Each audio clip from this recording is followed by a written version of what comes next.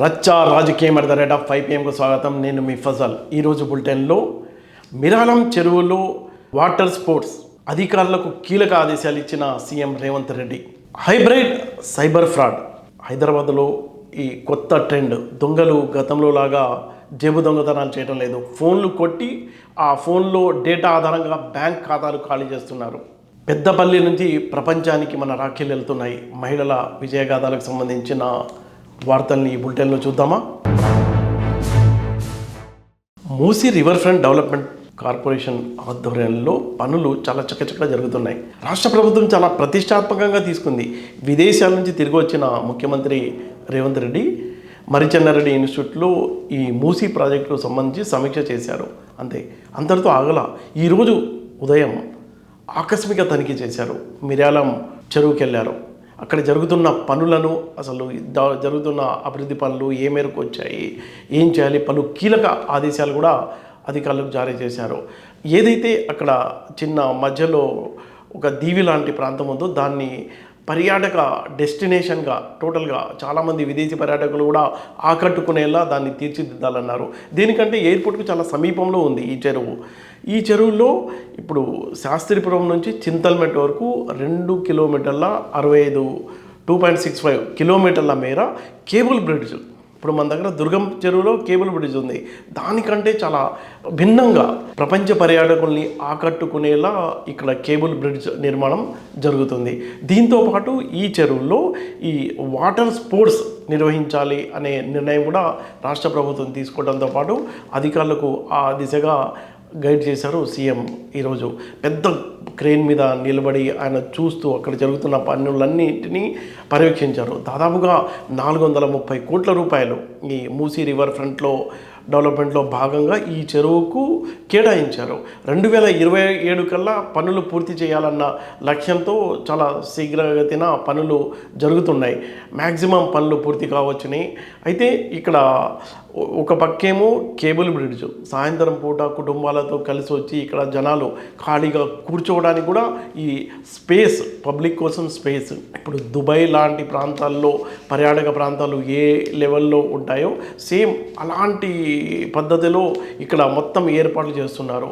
అంటే ప్రతి ఫ్యామిలీ కూడా అక్కడ పిల్లలతో వచ్చి ఎంజాయ్ చేస్తూ ఉండాలి అన్నట్టు ఇక్కడ మళ్ళీ స్పోర్ట్స్, వాటర్ స్పోర్ట్స్లో పాల్గొనాలి. అంటే పర్యాటక రంగం మొత్తం ప్రపంచ పర్యాటకుల్ని ఆకట్టుకోవడంతో పాటు పర్యాటక రంగం ద్వారా స్థానికులు కూడా ఉపాధి పొందేలా ఇక్కడ ఒక ప్రాజెక్ట్ను డిజైన్ చేశారు. అంటే పనుల్లో ఎక్కడ నాణ్యత విషయంలో కాంప్రమైజ్ కావద్దని అధికారులకు ఆదేశించారు. ఇప్పుడు హైదరాబాద్లో కొద్దిపాటి వర్షానికే భారీ ఎత్తున వరదలు వస్తూ ఉంటాయి. అంటే ఈ వరదల నివారణకు కూడా ఈ వరదపు నీళ్లు కూడా ఎక్కడ అడ్డుగా లేకుండా నేరుగా చెరువులో వచ్చేలా కూడా డిజైన్ చేస్తున్నారు.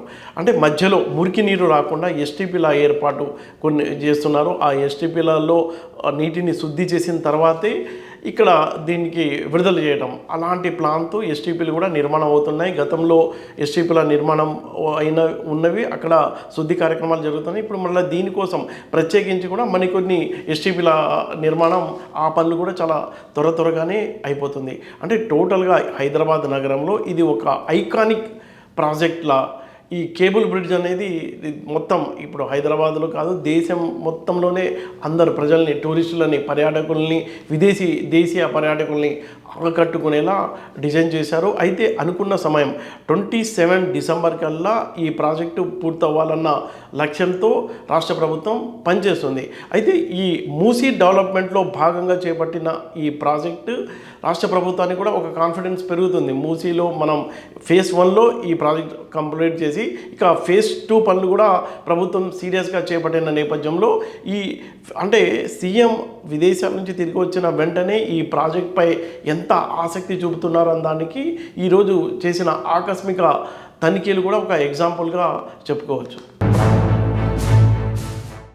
హైబ్రిడ్ సైబర్ ఫ్రాడ్ అనే పదం ఎక్కువగా వినిపిస్తుంది. అంటే దొంగలు మనం చూస్తాం కదా, జేబు దొంగలు ఉంటారు, జేబు కొట్టేస్తారు. ఇప్పుడు వాళ్ళ స్టైల్ మారిపోయింది. ఇప్పుడు వాళ్ళు ఏం చేస్తున్నారంటే మొత్తం వాచ్ చేస్తున్నారు మన ఫోన్.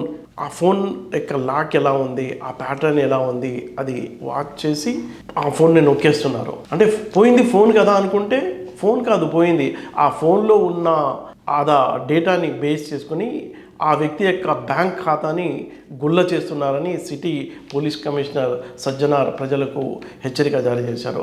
హైదరాబాద్ సిటీ పోలీస్లో జరుగుతున్న ఒక కొత్త క్రైమ్ హైబ్రిడ్ సైబర్ ఫ్రాడ్ అని చెప్పి మనం చెప్పొచ్చు. ట్రెడిషనల్ క్రైమ్ లో ఇన్వాల్వ్ అవుతూ సైబర్ క్రైమ్ చేసే ఒక ముఠాని సైబర్ క్రైమ్ పోలీస్ ఆఫీషియల్స్ పట్టుకోవడం జరిగింది. ఇది ఎట్లా జరుగుతుందంటే మొబైల్ థెఫ్ట్ చేసిన తర్వాత వాళ్ళ అకౌంట్ లో ఉన్న అంత డబ్బులు ఖాళీ చేసి ఫస్ట్ టార్గెట్ చేసేదేమో సెల్ ఫోన్, తర్వాత టార్గెట్ చేసేది బ్యాంక్ అకౌంట్. సీనియర్ సిటిజన్స్ ని, అమాయక ప్రజల్ని, రద్దీ ఉన్న ప్లేసెస్ లో మార్కెట్ కావచ్చు, రైల్వే స్టేషన్స్ కావచ్చు, స్మార్ట్ ఫోన్ యూజ్ చేస్తారు. వాళ్ళని టార్గెట్ చేసి దొంగతనం చేసిన తర్వాత ఈ సైబర్ క్రైమ్ కి పాల్పడుతున్నారు. ఆ ఒక ఫోన్ దొంగతనం చేసి అదే ప్యాటర్న్ యూజ్ చేసి బ్యాంక్ అకౌంట్ ఖాళీ చేస్తారు.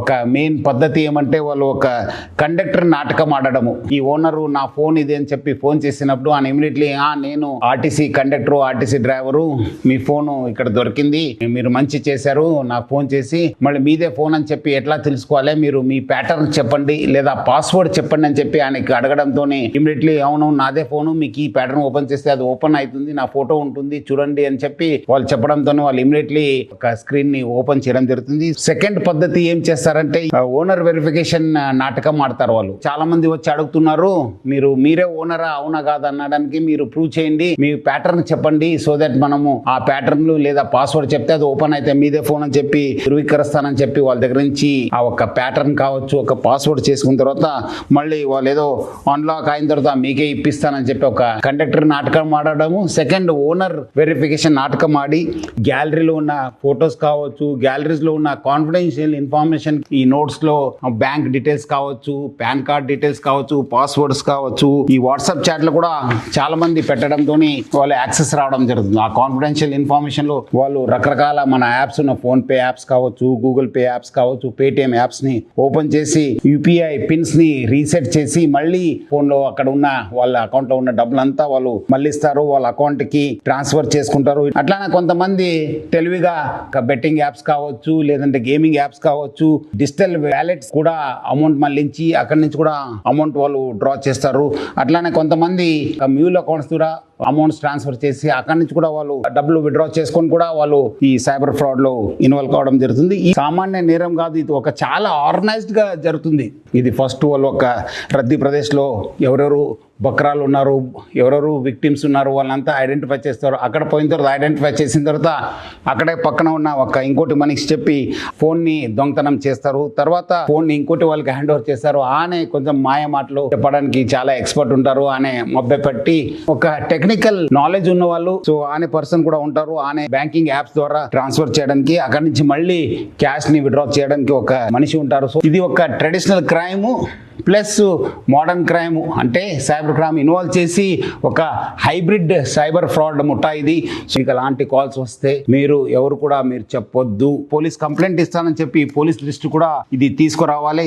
చెప్పిన చాలా మంది ఈ ఒక కాన్ఫిడెన్షియల్ ఇన్ఫర్మేషన్ ని గ్యాలరీలో పెట్టడం జరుగుతుంది. పెట్టుకోవద్దని చెప్పి మీకు మరీ కోరుతున్నాను. ఆడపిల్లలు వాళ్ళు కావాల్సిన కొన్ని ప్రైవేట్ ఫోటోస్ కూడా పెట్టుకొని కూడా వాళ్ళు మోసపోయిన సందర్భాలు కూడా ఎక్కువ ఉన్నాయి. ఫోన్ని సిమ్ని బ్లాక్ చేయండి అని చెప్పి ఇమీడియట్లీ కాల్ చేయాలి.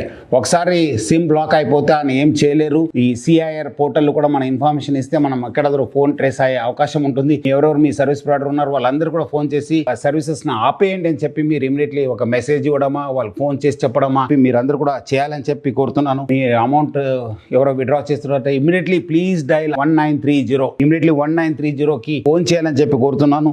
లేదంటే cybercrime.gov.in కి తెలియచేయాలని చెప్పి కోరుతున్నాను. సీనియర్ సిటిజన్స్ ని ప్లస్ వృద్ధుల్ని, మహిళల్ని, అమాయక ప్రజల్ని, నాలెడ్జ్ తక్కువ ఉన్న వాళ్ళు ఎవరెవరు ఈ స్మార్ట్ ఫోన్ వాడుతున్నారు, ఇప్పుడు నార్మల్ ఫోన్ అయితే స్మార్ట్ ఫోన్ ఎవరు వాడుతున్నారు వాళ్ళనే వీళ్ళు టార్గెట్ చేస్తున్నారు. ఈ 4 ఫోన్స్ మనం రికవర్ చేయడం జరిగింది. మొత్తం స్మార్ట్ ఫోన్స్ 25 లక్షల పైన మోసం చేయడం జరిగింది. Cyber crime officials, CCS officials, మన డిసిపి చైతన్య నేతృత్వంలో టీమంతా చాలా వర్కౌట్ చేసి వాళ్ళు ఒక ముఠాగా ఏర్పాటు చేసి పబ్లిక్ మోసం చేస్తున్నారు. సో మీ డబ్బులు కానీ మీ ఫోన్ పోతే లేకపోతే మీరు మీ బ్యాంక్ ఖాతా కూడా ఖాళీ కావచ్చు అని చెప్పి ఒక మనసులో పెట్టుకొని ఇమీడియట్లీ పోలీసుకి కంప్లైంట్ చేయండి. అట్లానే 1930 కూడా కంప్లైంట్ చేయాలని చెప్పి ప్రజలకు అందరూ కూడా కోరుతూ మీరందరూ కూడా అప్రమత్తంగా ఉండాలని చెప్పి హైదరాబాద్ సిటీ పోలీస్ తరఫు నుంచి కోరుతున్నాను. Thank you. జై హింద్. చాలా అప్రమత్తంగా ఉండాలి అనేది అంటే ఇలాంటి కేసులు చాలా ఎక్కువగా వస్తున్నాయి సిటీలో. రద్దీగా ఉన్న ప్లేసులు, బస్ స్టాండ్లు, చౌరస్తాలు, రైల్వే స్టేషన్లు, మార్కెట్ ప్లేస్లలో మనం ఏదో చేస్తూ ఉంటాం, మనం డబ్బులు పే చేస్తూ ఉంటాం. అప్పుడు ఏ పిన్ నెంబర్ వాడుతున్నాము, మన ప్యాటర్న్ ఎలా ఉంది, లాక్ ఎలా ఉంది, అవన్నీ గమనించి వాడు ఫాలో చేసి ఆ ఫోన్ కొట్టేస్తున్నాడంట. ఇలాంటి కేసులు చాలా ఎక్కువగా ప్రతిరోజు వస్తున్న నేపథ్యంలో ప్రజలు అప్రమత్తంగా ఉండాలి అనేది పోలీసుల సూచన. అంటే దొంగలు కేవలం గత ఫోన్లు పోయినాయి, ఫోన్లు దొంగతనం జరిగింది అనేది ఆ ఇన్స్ట్రుమెంట్తో పోవడం లేదు. ఆ ఫోన్లో ఉన్న డేటా ఆధారంగా మొత్తం బ్యాంక్ ఖాతా గుల్లా చేస్తున్నారు. అందుకే ఫోన్లో మనం ఆధార్ కార్డు కానీ, పాన్ నెంబర్ కానీ, డెబిట్ క్రెడిట్ కార్డులకు సంబంధించిన ఫోటోలు, ఆ అకౌంట్స్కు సంబంధించిన సమాచారం లాంటివి పెట్టవద్దు అని పోలీసులు హెచ్చరిస్తున్నారు. అయితే వాళ్ళు తెలివిగా ఏం చేస్తున్నారంటే ఫోన్ పోయిన తర్వాత వాళ్ళు ఫోన్ చేస్తున్నారు. ఫోన్ లాక్ ఉంటుంది కదా, ఆ లాక్ ఓపెన్ కాకపోతే ఫోన్ మీదేనా, మాకు దొరికింది, అయితే ఓనర్ వెరిఫికేషన్ చేస్తున్నాము, దీనికి ఉన్న పిన్ చెప్పండి, ఆ లాక్ ప్యాటర్న్ ఏముందో చెప్పండి అంటే చాలా అప్రమత్తంగా ఉండాలంటున్నారు పోలీసులు. పొరపాటుగా చెప్తే అది ఓపెన్ చేసి మీ ఖాతాని మొత్తం దోచుకుంటారు. అలాంటి కేసులు చాలా ప్రతిరోజు జరుగుతున్నాయి. ఈ నేపథ్యంలో అంటే అలాంటి సంఘటన జరిగినప్పుడు మనం వెంటనే సిమ్ను బ్లాక్ చేయించాలి. అలాగే బ్యాంకు ఫోన్ చేసి బ్యాంక్ ఖాతా ఆ నంబర్ అలాగే యూపీఐ కోడ్లను కూడా బ్లాక్ చేసుకోవాల్సి ఉంటుంది. అలాగే దీంతోపాటు పోలీసులకు ఏదైతే సైబర్ ఫ్రాడ్ పోర్టల్ ఉందో అందులో ఫిర్యాదు కూడా రిజిస్టర్ చేయాలి. ఏదైతే టోల్ ఫ్రీ నెంబర్ ఉందో 1930 దానికి ఫోన్ చేసి జరిగిన మోసం ఎలా జరిగింది, ఏ స్పాట్లో ఆ ఫోన్ పోయింది అన్న అంశాలని కూడా పొందుపరచాలి అని పోలీసులు చెప్తున్నారు. దీనికి సంబంధించి సైబర్ ఎక్స్పర్ట్ తేజ ఏమంటారో మనం ఆయన మాటల్లో విందాం.